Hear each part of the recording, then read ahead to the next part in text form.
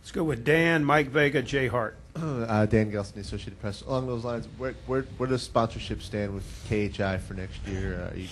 Are you surprised that so many big names like Tony and Jeff are having trouble securing full sponsorship for next year? Yeah, we've been very fortunate on the sponsorship side.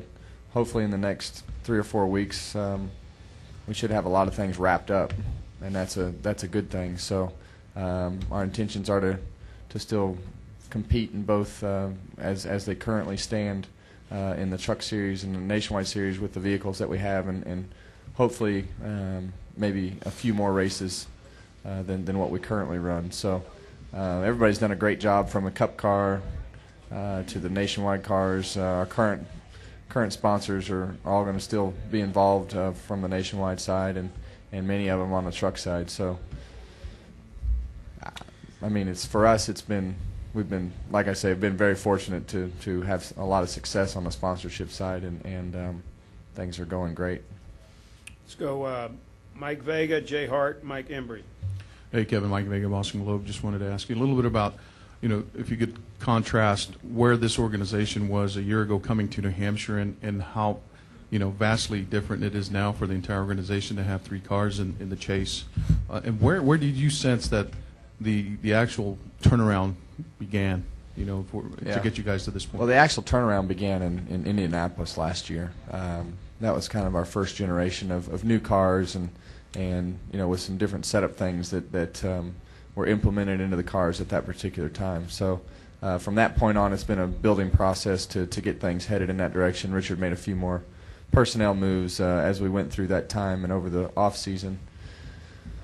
But really last year at this time we had a crappy year, but the direction was headed in the right direction when we came here last year. So everybody had started to calm down to, I guess you could say, to a certain degree, knowing that the year was shot, but knowing that the direction was going in the right direction. So I still say for the 2019, the key race for us was still California, and just knowing that we had cars that were capable to compete, and I felt like I made a big mistake, and that was a huge eye opener for everybody to get back in that mindset of remembering what you do when you win races and not forcing things.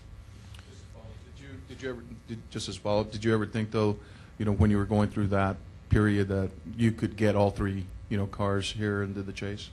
Well, it's been more than normal to get the 3 cars in than it has to not. So for us, that was something that we'd done pretty well at through the years. So last year was definitely more abnormal than the norm that we've been used to. But it's been, I think last year made us better. I think those struggles definitely made us better. Jay Hart, Mike Embry, Al Pierce. You talked about Jimmy being, as you said, the favorite, and I think that's pretty fair to say. But obviously, you got to believe in your own ability to win this chase. So why can you win it? Why will you win the chase? Well, I think we have the best chance to win just because of the mindset that we've been able to put ourselves in going into it. First off, and that came from running well. That came from the first 26 weeks and running through almost 3 chases leading up until this point. So until you beat the guy that's won 4 times is one thing, but I think our shot at being able to win and have a chance to win the championship is there. It's just a matter of how it all unfolds in 10 weeks, and all 12 teams are capable of getting on a hot streak at any time. We've all been here before. We've all won championships in some sort of racing division somewhere at some time. So it's just a matter of who puts these 10 weeks together and who gets on that hot streak. Do you need to be better than you were during the regular season? I don't think so. I think if we do what we did in the regular season, I don't think we need to be any better. Mike Embry, Al Pierce, and we'll end with Steve Richards. Kevin, I guess everybody basically dreads Talladega, but is there a track other than Talladega that you're most concerned about? I look forward to Talladega. I think the way that our super speedway stuff has gone this year, and I know that can turn at any moment, but I look forward to the challenge of Talladega and putting ourselves in the position to race there. you know, for us, the biggest hiccup has been Charlotte, and we ran okay there this year, and hopefully we can build on that. And a lot of the racetracks that we've gone to that we thought we had struggled at in the past stats haven't stacked up for us as far as what we've done at particular racetracks. I think Michigan's a great example.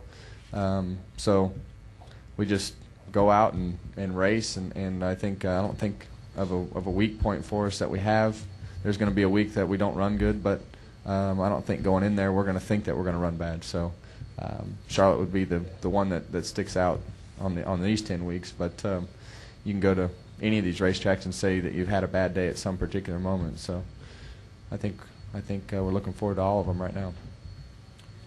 Al Pierce, and end with Steve Richards. Go ahead, Al. Kevin Al Pierce from Auto Week. Do you agree with Tony Stewart that maybe the Chase guys should have their own point system separate from the other 33 guys, and that if you have a bad finish, it's only among yourselves and not among everybody? All right, you're going to get me started on points and chases and that stuff.